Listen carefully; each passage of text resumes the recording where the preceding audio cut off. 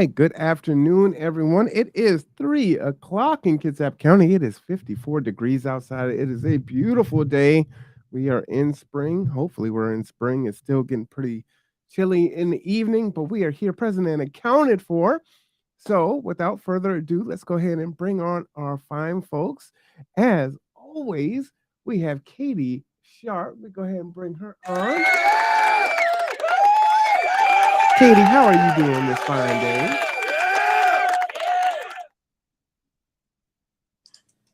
I'm doing really great, Marwan. I was just talking about how it was sunny outside, so it's a little dark in the adjustment of the lighting, but I'm happy it's sunny. It kind of is a faux spring day, and we're used to those here. Like, we don't want to get our hopes up too much. 54 degrees, it's not light jacket weather yet, I'll just say Hmm. that. For sure. And it's still dipping down to like 36 in the evening, 30, Mhm. 37. Like it's still pretty chilly out there for sure. And then we have one of my favorite people in the county, Jill Stanton. Let's bring her on in. Give her a clap. Hey, Jill, how are you doing? I'm good. You know what? I need this soundtrack for when employees arrive to work. Let's welcome Katie. Let's welcome Deb. Let's welcome Laura. Just think we're trying to become one of the best places to work in Washington, and I think that little soundtrack. I think I'm gonna have to borrow that from you, Marwan. See, it makes people smile, right? You can't help but to smile when you hear it, right? And feel good about yourself. You feel like a superstar. Well, you guys are superstars for sure.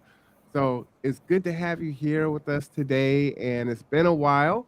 So we're gonna jump right in. I don't know if Carla is joining us, but I did want to let people know. I believe that KCR is still accepting KEPA applications until April 14th. Does that sound correct, Katie? Yep, that's correct. In person, I think. Yep, you have the address, and I know there's an online application as well.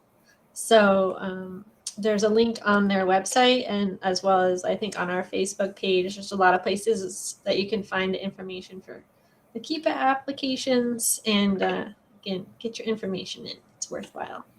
So super important. There's only a few days left. So please, please, please get down to KCR and get help if you need it. Okay, for sure. Now, with that out the way, let's jump into some updates and things that are going on in the world of Bremerton Housing Authority. What is new in the zoo? I can start on Saturday. I gotta find the information for you. I might send it to you. But on Saturday, there is a resource fair at Periwinkle Park up by Bay Vista by Winco from 12 to 3. And um, it's a community resource fair. So a lot of organizations are coming. We know it's supposed to be rainy, so we're preparing for it. But if you want to talk to any of us, I think there will be quite a few organizations there and just a great place to get resources and walk around the park. Absolutely. And I will try to pull up that flyer unless you have some info handy. I can pull that up before the show ends. And Mhm. I will tell you what, this is definitely going to be a really good resource fair. All the resource fairs are good, but I'm a little biased right now. And we always announce things on the conduit that doesn't get announced anywhere else. So G2 is involved. We will be there. The conduit will be Yay. there. And for this event, we're actually going to be giving out uh, 100 free rides valued at $50 round trip. We're also going to be giving away bento box, also candles. While supplies last, but I think we have enough for at least the first 100 people. And then we're also going to be raffling off some larger prizes also. So, shout out to Pups, Cups, and Cones, Boomhouse Studios, and of course, Bailey and his restaurant down there. So, you will be able to win a free meal or studio time. We have some really great giveaways on that day, so you're not going to want to miss it. So come on down for sure. Let me go ahead and put that in the chat. That's And this is the first awesome. time I've announced that, so no one knows. except for the county. It came up fast, but any chance to get everyone together, it's just nice to see people in person. We've learned from Project Connect to talk about kind of our services and answer any pending questions. So, and we also have fun things, so it'll be fun. Yeah, so come on down. Put it on your calendar right next to Winco, correct? Right next to Bavis and Winco, yep. I don't think the park has parking, but I hear there might be parking. I don't know, but I think there's be parking that will be dedicated for the event. So Nice. You know what? I'm gonna put that on the ticker and just let it go for the evening or for the afternoon, for the duration while we're on here. All right. So what else is going on? That's a big one. See, I can always count on you, Katie, to give the really good info. just trying to keep on time, right? I mean, we can only remember so much, and so Man. it's just important to get that information out because we might have heard it like maybe on a Facebook feed like a week ago and not put it in our calendars. So we've got to say it again, and I enjoy sharing. True story. Well, I appreciate you for that. This is why she makes a great communications manager. That is a true story. I was talking to my husband. I'm going to say this on the podcast, but I was talking to my husband yesterday about something, and he's like, it's like communicating. I'm like, okay. I cannot believe you said that. I will not be able to forget it. I just was like, how did I not think about that before? But I appreciate that. He was actually a communications sergeant in the Army. Oh, really? So I was talking, what's the difference? Communications sergeant. He worked on radios. Communications manager. It was a good chat. and so what did he call you? Do I need to repeat it? Oh, yes. Communicating.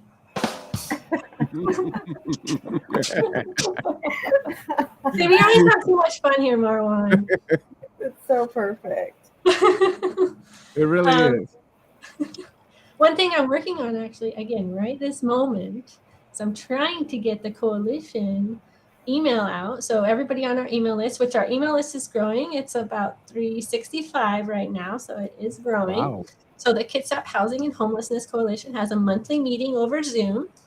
The last one was actually in person, which was a great event. So I am sharing the agenda. It's a recurring Zoom link. Most people already have it, but also some information. The point in time count is going to be on the agenda just to talk about the preliminary data that came out from the county. And also Jill, Tony, and Joe from the task force are coming on to do a presentation. Oh, nice. So there's my transition to you, Jill. Okay, perfect. Yes. So, yeah, I'm excited about that. We're pulling it together as we speak. So that should be a great time. And it's really great to actually have that task force present at the coalition and kind of combine the two organizations in this in a way. I mean, not really combining them formally, but making sure that we're aware of what each other what we're both doing, what the organizations are doing. So anyways, that'll be a really good informative day for all of us. So I'm excited about that. And yeah, I have a few things actually. And I don't know, Katie, if I say some of the things that you guys have already gone over, then just let me know. But one thing I think is important to let people know is that the Tacoma Housing Authority Housing Choice Voucher waitlist is open until the 17th. So you can, if you're from Kitsap County, you can apply for their waitlist. So we're encouraging people to do that. I believe they have the same rule as us that you have to, if you get a voucher, you have to live in their jurisdiction for at least a year before you can port. But for our households who are experiencing homelessness, that's not a bad option. Housing is, Tacoma's not that far away, and housing is, there's a lack of housing everywhere, but to get a voucher is just, it's such an important tool in getting housed somewhere. So, I think that I believe that that information is on our website. I can double check that, but if it's not, you can for sure go to the Tacoma Housing Authority website, and they're definitely advertising in Kitsap County and wanting Kitsap County applicants. So that's the first thing. Um, the other thing I just wanted to mention is that we did have our project-based voucher application or RFP out, and we received applications back. We did two requests for proposals. One was for housing Kitsap vouchers, and one was for BHA vouchers. For the BHA vouchers, we received three applications. We have scored all of those, and we'll be making an announcement this week, but it'll be an announcement that I think everybody's going to be happy about. So Oh, there nice. were no losers in this process for BHA this round. So we're excited about that. Um, and then let's see, the other thing I just wanted to mention here is that one of the housing authority's goals is to provide home ownership opportunities for for both our voucher holders and in general low income households. And so we have been getting some internal training on this, and we'll be talking to our board about this at our next board meeting because we really want to have this program. And now we have some solid ways that we and some resources that we believe it's going to be something we can implement, uh, if not this year, next year, with a goal of at least finding one household to make successful in this program. So that is work that has been taking up some of my time. And then we've just been doing a lot of work internally to make sure that our processes are as efficient and customer service oriented as can be. So a lot of our focus has been on our housing choice voucher team, and we know that this has been a program that's crucial in our community, but also a staff that has been really overworked and had a lot on their plates. So we're taking some time over the next year to implement some changes to really help support this team to become stronger, to implement technology and other process improvements that will just make them more efficient. And with that goal, we have hired a business process improvement manager. So we're very excited about that. It's a long time coming, and she'll be starting in her role, I believe, next week. So hoping to provide better customer service as part of this plan. So I think that's an important thing for your audience to know. And I want to add to that too. Like part of our strategy is preparing our staff to provide better customer service, and to do that, it's really making sure our staff are taken care of so they can do that. So that's the first step, and so we will be working on the customer facing processes, but also a lot will be happening internally to make sure we're prepared to provide the customer service level we want to. So can I ask a question? Did this come about from the community needs assessments, from some other internal feedback, or work that you're doing internally? Like, what made BHA come up with this is what we need to improve customer service? Yeah, I don't know. It didn't come up from the customer or from the community needs survey, but it's been something we've been aware of for a while through our voucher feedback. And the number one complaint I think that we get is that we don't we don't return calls or get back to people timely. And we know that that feedback is true. And so one of the big pushes, as you recall, 2 years ago, we were in a position with HUD where we were not utilizing not only all of our vouchers, but we weren't even utilizing all of our HAP dollars. And so we were at risk of recapture. So it immediately kind of thrust us into this position of maximizing our utilization, which meant issuing as many vouchers as we could. This created a lot more work on that team, but there really wasn't a choice. We did that knowing that the team was already struggling. We brought some more staff in, of course, but um, the push really was getting vouchers on the street and leased. That came with getting the FMRs raised so that we could have more units that were affordable to our voucher holders. So there was this big body of work that was happening, and we still knew we had this problem with this not having the staff have the resources and the tools, or even if they had the tools, not understanding how to use them effectively and efficiently. So now that kind of major push is not halted, but has slowed significantly because we've utilized all of our money now. We still haven't utilized all of our vouchers, but we need money to do that. So we're at a really good spot where we can address these other internal issues. And so we're focused on doing that. And when we recognize a significant problem in our organization, and we're ready to take it on, we really, really take it on. And what I mean by that is we focus on it. So the executive team meets 3 times a week. We put together a goal of what does success look like, and then we figure out what do we have to do to be successful in the goals of this problem or project that we're handling, and who's going to take ownership over each piece of this, and how are we going to hold ourselves accountable? Because at the end of the day, we're giving ourselves a year to have this under control. So it really takes a lot of focus. We've done this with our IT systems as well to make sure that our IT systems are secure and that we're protecting the data that we're responsible for. So there's just been some big internal things that we've had to straighten out and work on. So IT, rent cafe, customer service. Yeah, these are really big deals here. They really are.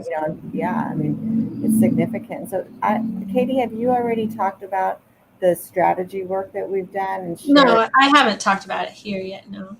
Okay, so I mean, in alignment with this, one of the things that we've made a priority is to spend time on a strategic plan with our board, with our staff, with our leadership team, with our communications manager, and everybody that's involved in this. And it has been a significant undertaking, but what it has resulted in is a strategy, a 4-part strategy, and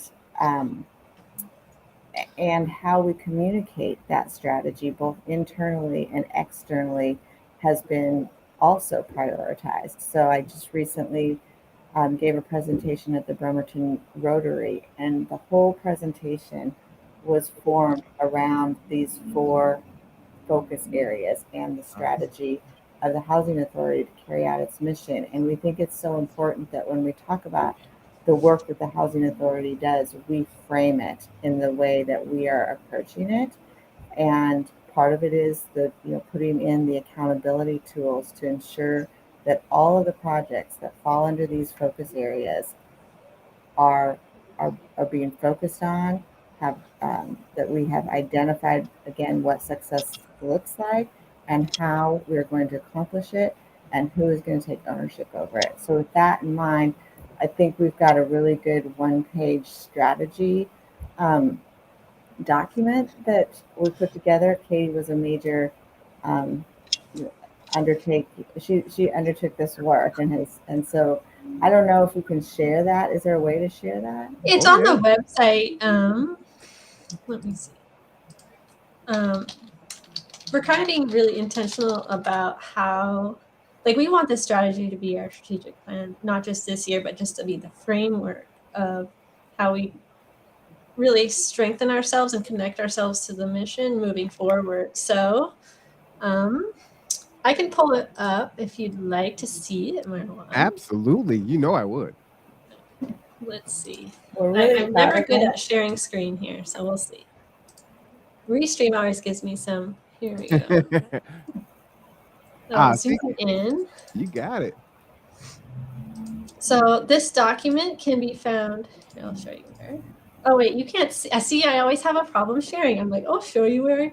Okay, the screen is being shared. So this is on our policies page on our website. So if you go to About BHA, you can see a bunch of policies, and right now this is where it's at.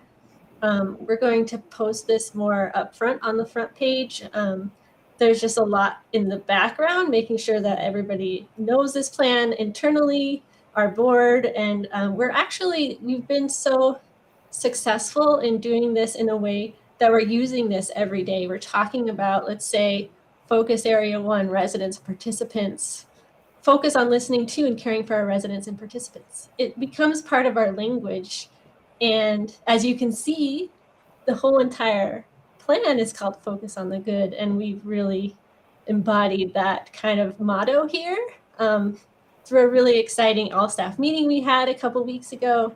So there's a lot going on behind the scenes that really it's not just words anymore, it's how we are living and how we are working. So it's kind of really exciting from our perspective. Like I've been living this for a really long time, so I'm excited to share it. As a really broad overview, I don't know what you want to say, Jill, but focus areas are here in the middle. So residents and participants. Number 2, focus on cultivating strong relationships with our community, partners, and landlords. Number 3, focus on strengthening our financial position as a reliable resource within the communities we serve. And 4, what we were talking about, our HCB program and preparing everybody for really providing the best customer service, is focus on building our organizational capacity to support growth and change. And under each of these focus areas, there are several objectives that could be 1-year or multi-year objectives. So there's a lot going on this one-page document. But we encourage everybody to look at it and read it. And what are your questions, Marwan? Well, one, I love that you're so proactive in doing this work. Uh, I guess one of my questions is, as you have built this, some of the feedback, because Katie and I went over a little bit of the community needs assessment last week, Jill. Did you see any, like, hey, we're addressing some of those issues that the community was saying? I mean, you already got feedback, which put you down this path, but from the CNA, was there any synergy there? Personally, when we were looking at it, I was thinking about our strategic plan and our focus areas. And one thing that, again, was not surprising, but it's just nice to have data to back it up, is not a lot of people knowing how Section 8 works or what Section 8 is, and putting out maybe a flyer that says waitlist is opening, and they're like, I don't know what that is, so I guess it doesn't apply to me, and that education piece and the outreach. So when we think about focus area number 2, cultivating strong relationships with our community, and our objective 2C, which is help increase the general public understanding and support for the BHA mission. So really putting out more materials and outreach in a high level, like this specific one-pager, instead of make it really complicated, trying to put it out in bite-sized pieces and help everyone understand, especially while our waitlists aren't open. We have these opportunities to really educate in different ways. Like at the resource fair, we're going to be there talking about, let's say, Rent Cafe and signing up so you can be ready for the wait list and things like that. So we really want to be focused on our community. So another question that I have, and I love the accountability piece that you talked about, Jill. But when people embark on strategic planning, one of the big things is, well, how do you measure it? How do you know if your customer service has improved? Yep, that's the question that we're asking ourselves too. So for each, the way we're monitoring this is we actually have a project tracker. We're in process of moving it from one platform to another platform right now. But part of that project tracker entails listing out data points that say, what are the steps that we need to take to get to the end goal? And then putting on, if it's a date related thing, putting on deadlines or timelines by which the different pieces need to be completed. And I think the first step in this is what I said earlier, is we said to ourselves, okay, if we have a goal of improving customer service, what does success look like? So we can actually say, this is what that means. Maybe that means that calls are returned within 24, that 80% of our calls are returned within 24 hours, or that we do customer service surveys and we expect that 70% are going to come back with, positive experience, or, however we're going to do that. So we've really intentionally, for every project, we've had to put as much detail to it as we can to ensure that there is a measurement component. And part of that measurement component is also listing who takes ownership over the project and making sure that that is the person, knows that they're the owner, and knows that they're going to have to report out in some capacity on that project, and that there's an end date. So for our HCV optimization goal, we have given ourselves a year. We've identified 5 areas that we need to see vast change in. We've identified the various projects that have to happen. What are the resources that we need to have in place in order to accomplish those goals? So we've been pretty intentional about this, and it takes a lot of time. But we've already seen, that just putting things in a project tracker and making sure every Tuesday at our executive team we're looking at that. There's 100 projects that we've identified. We don't look at all 100 projects every time we meet, but we, at any time I want to go in and see, we're updating the tracker so I can say, oh, there's that one project, where we at on that. And I'm not going to be the owner of all of them.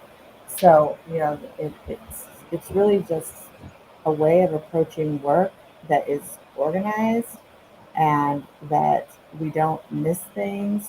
One of the things that have happened in the past is we've missed crucial deadlines for things. And sometimes it's really important things like funding and things like that. And we just can't do that.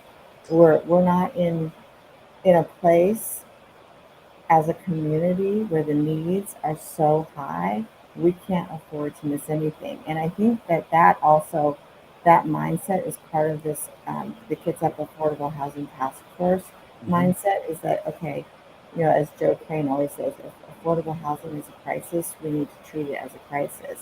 And part of that is what funding opportunities are out there, and let's not miss any that we could possibly have. And so now that's just like a focus of, Tony is in charge of that committee, of locating all of these different resources and saying, if there's a resource, especially if it's a resource that's specific to Kitsap County, we get all of it. And that's never really, since I've been here, I've only been here for a couple of years, and I think maybe in the past there had been some of that focus happening, but now it's either it's happening again or it's happening for the first time. I couldn't say, but it is happening now. I see it clearly, and I think that's what we're trying to do internally too. But Katie did a great job of going over the strategy, and she really has been living this. Yeah. I would say, I know you're going through that, right, with the library as a board of trustees? Ooh, yes, and it's a lot, D2 is tiny, so compared to the BHA and the Kitsap Regional Library, it's like, whoa, there's so many different things to consider. Yeah, it's a process, and I think taking time with the process will create a better product, because we've done strategies before. Every year we come out with some goals and things, but actually putting in the work, saying this is what we want and this is how we're going to do it. And when Jill says 100 projects, that's 100 plus. It's not even a lot of new projects. Every person was holding all of these projects in their head, like, oh, I need to do that, but then they get caught up with the day to day. And who's overseeing it? I guess it's my responsibility since I'm thinking about it. And instead, we want to put it all in one place to show, well, look at how much good we're already doing. And that's where the focus on the good came from, is really, we don't know how much good we're doing if we don't track it. And we have to be satisfied with progress, because, again, 100% utilization is a large goal. And if that's the only goal, then everybody who doesn't meet that 100% is going to be disappointed in themselves, even though they put in so much work, and it's not possible based on external factors. So let's focus on the good. How many vouchers we did? So many that we have to stop issuing vouchers, because we are so good. And I wouldn't say stop issuing, and Jill's like surprised, but I'm saying is we are at a point where it's just an amazing it's just amazing. And now Jill's like, oh my gosh, what did she just say? I think that's right. I mean, it's really, I think your mindset shifts over time a bit. When I was like, oh boy, when I first got here, we have to fully utilize 600 vouchers. Well, that that was, it's not an impossible task, but it would be impossible in a year or even 2 years. But now we've, even 200 was, wow, how are we going to do this? But we did it. We did the max that we possibly could, to the point where we did not have recapture from HUD, to the point where now they're like, you guys are going to run out of money. And so now we're looking for more money because we don't want to stop these Right. vouchers. We want to continue. So it's just a shift in mindset of, okay, now we know we can get vouchers out there and we can be successful. And we can probably be successful for another 200 over the next 2 years. But now HUD Right. has to fund us. So it's a different strategy now. We're not going to stop. We're just looking at it differently. No, I'm so glad you're able to explain that too, because that's what we see, right? If we don't track things, if we don't understand what's going on, then it's just the day to day. Oh, it's just more work. It's just more work. It's just more work. It's like, no, we want to continue doing the work, but now how, like, just a different mindset change. So, we learn things every day, just like I just learned that. So, Well, what's so important about the transparency and the willingness to come on and talk about it as an organization to the community is, from an outsider, our experience is different, right? So if we're feeling like, hey, you didn't call back in 24 hours, it's like, hey, we have over 100 things that we're trying to measure and keep a track of. So, okay, I can't keep track of 8 things. So it's very understandable when 1 or 2 things kind of falls a little bit by the wayside, especially when it's like, hey, this voucher is going to open up for 10 days. All right, we got to go in right now and do this right now. Oh, and we need to be in Olympia. Oh, we need to talk to HUD. And so, things are going to get missed and isn't going to be at 100%. So, wow, 100 different things that you're tracking and measuring, and they all have this significance to them. So I think that's awesome. but remember, number one focus area is on purpose. It's our Mhm. residents and participants. So as much as we are working on larger projects, they're always going to be number one. That's right. I'm glad you mentioned that. And the great news, the very exciting breaking news that we'll just break out right here on the Conduit, is I that like it. Katie and I are going to the conference together in Portland, not next week, but the week after. So we'll have a good 3 hours, 6 hours round trip to just talk and come up with all sorts of new things and ways to be More successful. projects? Sure. Or just creative ways of accomplishing the projects we've already identified. One little thing that Jill, you mentioned today, and I kind of forgot because I hadn't heard about it, but just adding the text piece to the voicemails has increased our efficiency. Like, those little things are so important when we look at it from a customer perspective, our customers being our staff in this case, and how we could automatically do a text transcription in the email that includes the voicemail email. And of course, it's not always 100% accurate, but the fact that you could understand the message before listening to it has really, I would hope, and streamlined some of our processes. So. Oh, it has. For me personally, that has made, such a significant difference, because for me to take the time to listen to a voicemail, first I got to remember my password to get into my voicemail, and then you got to listen. But now I don't really have to, because I can get what the message was just from reading it. So it's like an email. Somebody leaves me a voicemail, I see it on my phone, and like, oh, okay, that's all they need. And I can even just say, Lorna, this is what this person needs. Can you call them? It's like 100% efficiency, time saver Wow. for me.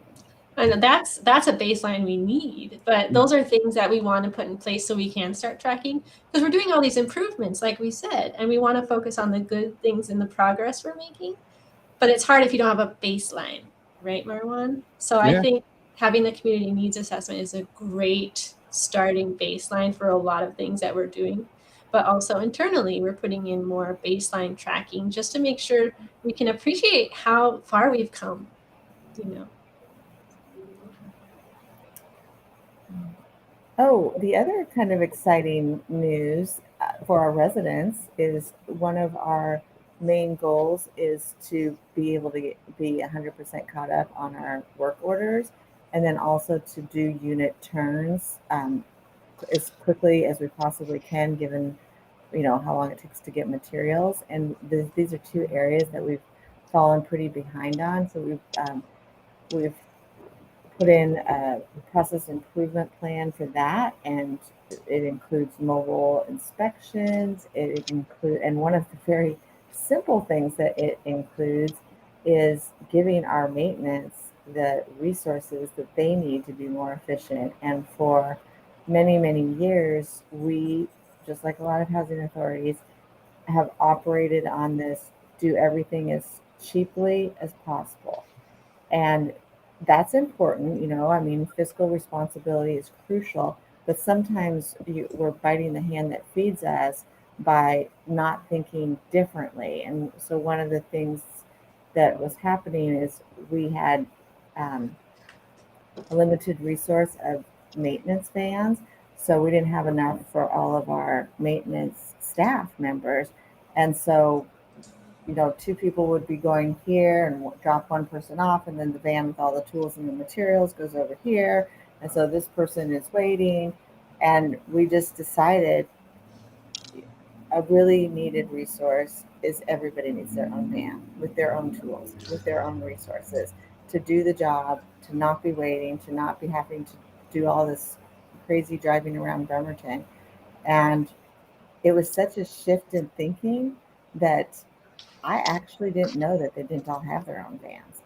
Wow. Somebody finally said, well, yeah, we're behind, but it would be a lot easier if we each had our own van. And I'm like, like what?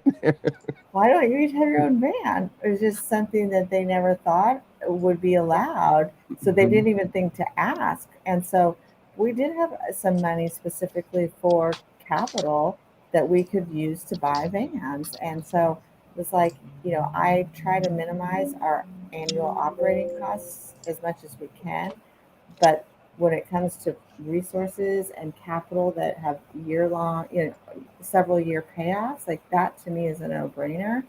And so we went out and we bought 3 vans so that every one of them has the vans and the tools that they need to do their jobs.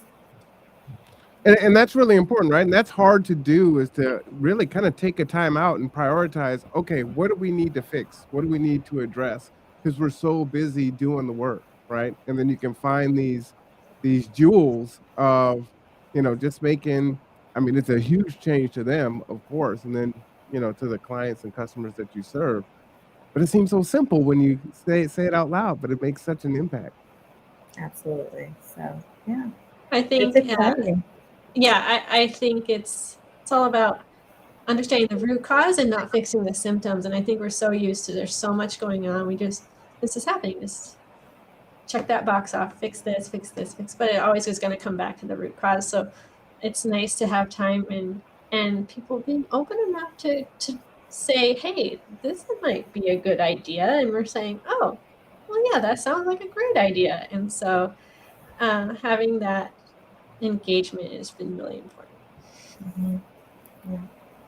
Well, I thought you might have had 1 or 2 little updates, and it's like huge. Like, this why you haven't seen me in like a month. Yeah, this is what happens when I haven't been on for a while, and we're very excited. I've been excited since I started, but there's been moments of discouragement and everything. But I think just getting ourselves organized around strategy and being able to share that in our community and share it with our board, it's just really exciting. So we're going to be getting a new board member. We're very excited about her. I can't announce it yet because it has to go through the city council, but she's someone that you're going to know, and you're going to be like, yay. Nice. All Just right. a little teaser. A little teaser. Well, we definitely look forward to it. So, I don't know where Miss Jewel is, but, we do have some folks that I'm going to go ahead and bring on. So we have Maria Fergus and Jessica Guidry from Kitsap Public Health that are joining us today. And as I was telling folks at the top of the hour, Unfortunately, Kirsten Jewell is moving on from her position, and we definitely wish her Godspeed. And like, I wasn't able to make it to the goodbye on Friday, and so wanted to, extend an invitation for folks to, say some nice words about Kirsten and just kind of show their support here. Maria and Jessica, can you hear me? Yes. All right. Can you guys hear Jessica and Maria? Mhm. Yep. All right, fantastic. Well, how are you today, both of you? Well, it's a great day. It's beautiful outside. The clouds are looking amazing. The sun's coming through, and the trees are blooming. So it's beautiful. Yeah, there's a cherry tree across the street from me, and I love it. It gets really messy, but it looks really pretty. Yeah. It's always nice when it's across the street, not on your property, right? Well, that is a true story. Or if it gets on your car, which is horrible. That's right. That's right. So now Kirsten said she was going to be on here this morning, and maybe she got caught up. She only has 2 days to get herself together. But if you would, I wanted to turn it over to you just to say some words. Yeah, I'll just do that. I first met Kirsten at the Project Connect planning group, and just to see how she brought everything back together, even though it hadn't been done in the last few years because of COVID, and figuring out who the partners were, who are prior committee members were, where the information was, and putting all that together and keeping us on track as we got closer and closer to Project Connect. And then she showed up the day of just with a van full of jackets and winter items to give to our unhoused neighbors. And it just was a great experience for me to participate. It's the first year I've participated in Project Connect, but she really brought it to life at the meetings by telling us what it was about, what happened in the past, and just helping those that were brand new to this to understand the impact that this event has in our community. So that was a beautiful way to meet her and work with her. Oh, absolutely. Well, you're coming on and she's headed out, right? That was something That's right. Jill talked about. She said, yeah, there's a lot of folks leaving, but there's a lot of good folks that are coming and a lot of good folks that are here. And that's definitely a true story. And I wish her the best where she's headed, and just grateful that she did so much while she was in the county. Hopefully she'll stay local and we'll bump into her. Yeah, I hope so. Jill, do you know, or Katie, where she's going? She's going to the Department of Commerce. Oh, really? Okay. But she'll be remote. Oh, sorry, go ahead. Go ahead, Jessica. The Kids Up Housing and Homelessness Coalition newsletter, and I think there was a letter from Kirsten in there. And I think she mentioned that she's going to be mostly teleworking. So I think she's still going to be based in Kitsap. It's just that now she's working on state issues. So doing her good work, but at a state level. But yeah. So Marwan, can I gush about Kirsten a little bit too? Please do. So Kirsten to me is the kind of professional that I aspire to be. Kirsten has such heart in her work, and she's always brought such compassion for the people that she's serving, but she also is really able to link that heart work and compassion to policy and to action. And I've known Kirsten for a few years now, and I've had a couple of conversations with her in the past year that have really affected me.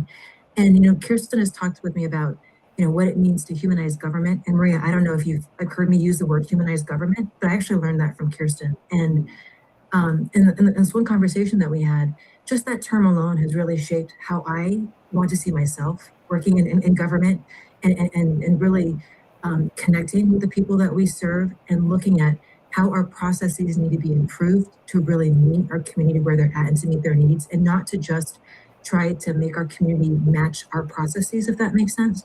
So that plus her advocacy for people who have so much going against them and have been, underestimated.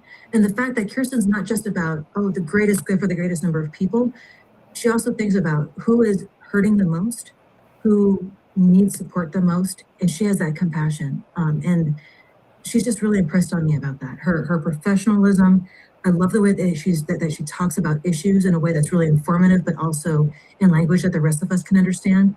And she's really good with process as well. So I haven't had the chance to work with her very closely, but the times I have worked with her, seen her speak, been at meetings with her, I've just always been impressed with her heart, her amazing ability to make connections, and the fact that she chose to do this work. And it sounds like she's going to be still advocating for people, but just at a bigger scale. So yeah, I'm going to miss her a lot. And to mirror what Maria said, even though she's leaving, her Kirsten's impact will stay with us, and she's greatly loved, and we'll constantly remembered. Absolutely. Thank you for that. Katie.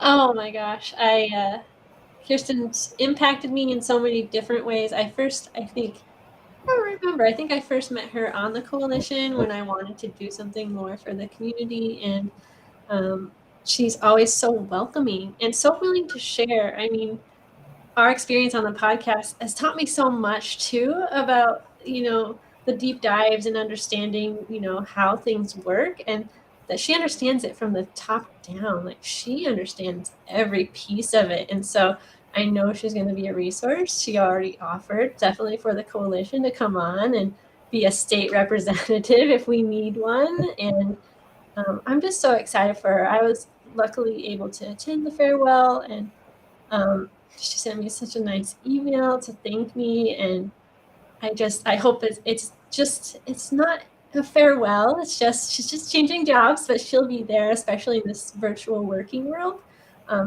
I know she cares so much about our community, and to reiterate, she has so much heart, but for her to really put it in a way that everybody starts to understand and say, they know what they're doing. Kitsap County does care, and I felt it all the time.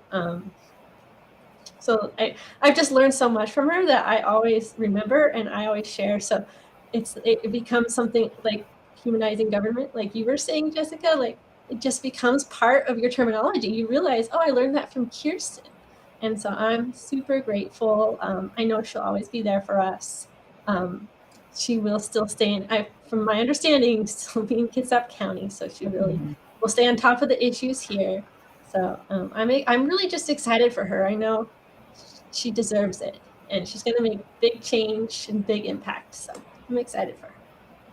Yeah, I think we're really lucky, in the fact that she's going to Commerce, and so she's worked in this county for so long, and she knows the issues, so she can really be a huge advocate for us, and it is a passion point for her. I'll save my comments for the end. But Jill, would you like to share some words? Yeah, I think kind of going off what Katie said is I'm really happy for her. I'm really happy for her because I think that she has worked really hard. And while she was, I'm not going to repeat what everybody else has already said, but the impact has been, I don't know anybody that's had more of an impact on housing in Kitsap County than Kirsten. But that being said, I think that her impact can be more, and I think that she was ready for it to be more. And I think Kitsap will always be a priority for her. Really, the issue is not just state but national, and who better? I just can't think of anybody better.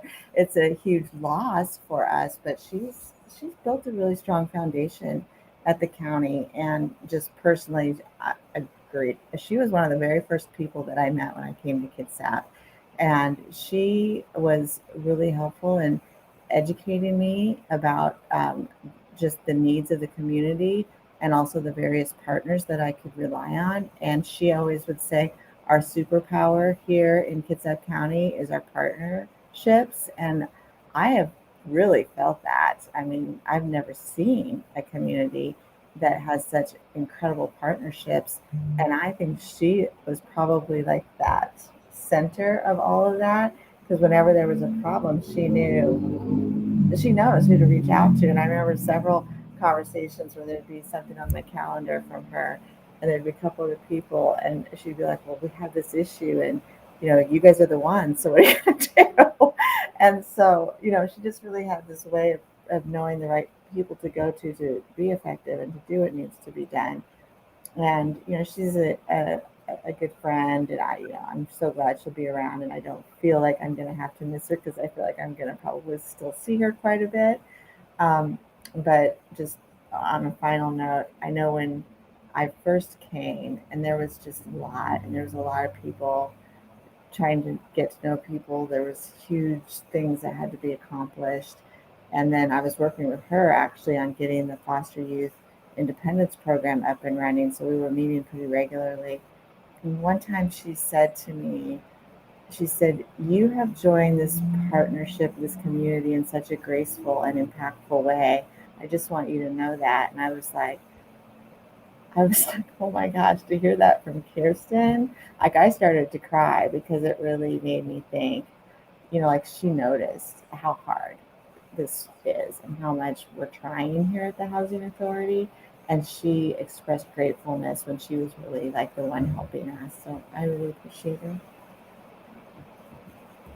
Anyone want to give any feedback on what anyone else has said? I see a lot of head nods there. So, like, definitely the choir. Sure. For me, I remember meeting Kirsten at One Book, One Community for the Kitsap Regional Library before COVID. And we were on a panel together, and G2 was pretty new, and the way I ended up a part of that whole thing was just really bizarre. I had back surgery, and I was there to support Shaylin, and ended up on the cover, and so it was all kind of just serendipitous how everything played out. And little did I know that we would uh, be so entwined in doing the work later on, especially through COVID, and the quarantine and isolation centers, and transporting positive folks that were unhoused and getting them where they need to go. And we're so far past COVID right now. Many of us can't remember how uncertain and how scary it was in those beginning months, and what had to be done, and full hazmat suits at Salvation Army, and just trying to navigate all of those things. And Kirsten dealing with, okay, how do we house everyone? How do we still keep them safe? We don't know what we don't know. We're just trying to figure it out. She's definitely been a consummate professional, helping with, eviction assistance, and bringing money into the county, and roping in the buy-in fours to get equity in regards to who has access to these funds. And so a lot of those things will go unheralded and unsaid, because she was doing so many different things, and five people are speaking and everyone has said something different. But as Jessica was saying, that hard work, manifests itself in so many different ways. So just very appreciative of the work and the passion for the population that we all serve, who are often forgotten, and there are never enough resources. Um, and it's tough, right? And a lot of people can burn out in that work. And I'm so glad that not only is she not burnt out, but she's going to a higher level with that lived experience, and taking that to a different stage to advocate not only for all people that are suffering in these conditions, but to advocate specifically also back to Kitsap County and to Bremerton and all the areas involved. And the fact that she's going to be teleworking and still here, I know she'll keep her ear to the pulse of what's happening, and just really still be a voice for us. So very excited about that, and uh, very honored to work with someone so passionate. I was curious because, so the county had a celebration for Kirsten, and it wasn't. So typically what I see, and I'm not an expert in government or anything like that, but typically you don't have going away celebrations for folks unless they're retiring. Mm-hmm. So to me, the fact that Kirsten had such a huge impact But how could we not celebrate her when she left, if that makes sense? So the idea that we don't, typically folks don't, we only celebrate folks leaving if they're retiring. We don't typically celebrate folks who leave to go into new jobs, but the fact that she's going on to something that'll still benefit all of us. But I just think the fact that there was that celebration of her, to me, was huge. It wasn't just friends taking her out to lunch, but it was like this formal recognition. So to me, that really shows just the huge impact that, it's one in another way that shows what the great impact that Jewel had. And it was fairly well attended as well. I was there too. It was there was a lot of people there to talk to her. So in that, I missed it, and I hated that I had to miss it. Was it stated how long she had been in that position working for the county? There was not a formal presentation. We want to say it was 8 years on the flyer, but she's also been working in other positions. I think I don't want to misstate, but it was close to 20. Yeah, I think that's what she told me. It was like 23 years that she'd been in some sort of position there. So. And again, this is a tremendously difficult field. So 8 years at the county, 20 plus years of doing this work. It takes a special person to hang in there and navigate through all of it, right? So yeah, we should give her an applause for.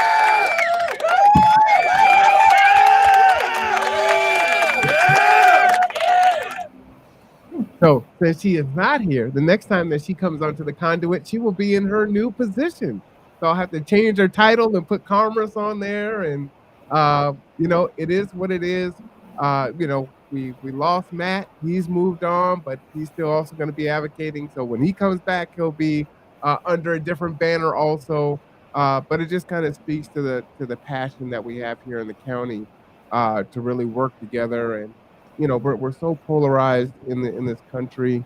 We have to look at the good things, the wins, and celebrate those wins. Just as you were saying, there isn't typically a going away celebration unless you're retiring. So to acknowledge that we can do something different, right? BHA is doing something different with their strategic planning and working on internals and externals, and not just customer service, but also the experience of the employees at BHA. So, I just applaud you all, Maria and Jessica, all the work that you're doing at Kitsap Public Health are really holding, public health accountable for equity and saying, hey, public health is, there's racism that is steeped in there and work has to be done.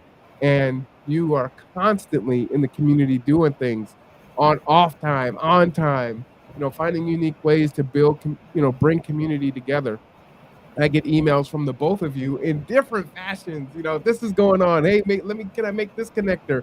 And you wouldn't think of health making that connection, but making that connection is what's going to make the change. So, I applaud and I appreciate you as well. And Katie, of course, as the communications manager, you are definitely a champion.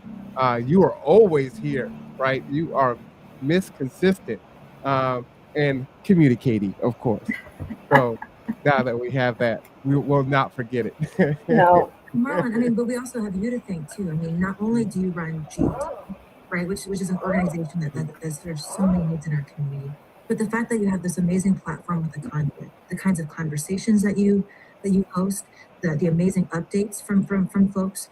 And you're an amazing, gracious host, and you really elevate events and share information. So we're really lucky to have you too. And it's just amazing how we can all come together, work on things, and how we support each other even when we don't see each other for a long time. Oh, shucks, ma'am. Well, I appreciate that. Well, it is 4:00. We made it through. Thank you for joining us. So good that everyone was able to come and tune in. Please share this out so that one, Kirsten can see it, but other people that had the link but just couldn't make the time. I know it was last minute, but I didn't think she was coming on. I thought she was already gone. So when she sent the email this morning, I was like, oh, she's actually coming on? Oh, I got to get some folks on. So it was just too last minute, unfortunately. But with that said, thank you for tuning in. We will have study session with City Council at 5:30 p.m. We want to thank Kitsap Public Health Maria and Jessica, of course, Katie from the Bremerton Housing Authority, and Executive Director Jill Stanton from Bremerton Housing Authority. We want to wish, fair sales to Kirsten Jewell. And I am your host, Marwan Cameron. This is The Conduit. We will see you, well, in about an hour, hour and a half. All right. Bye, everybody.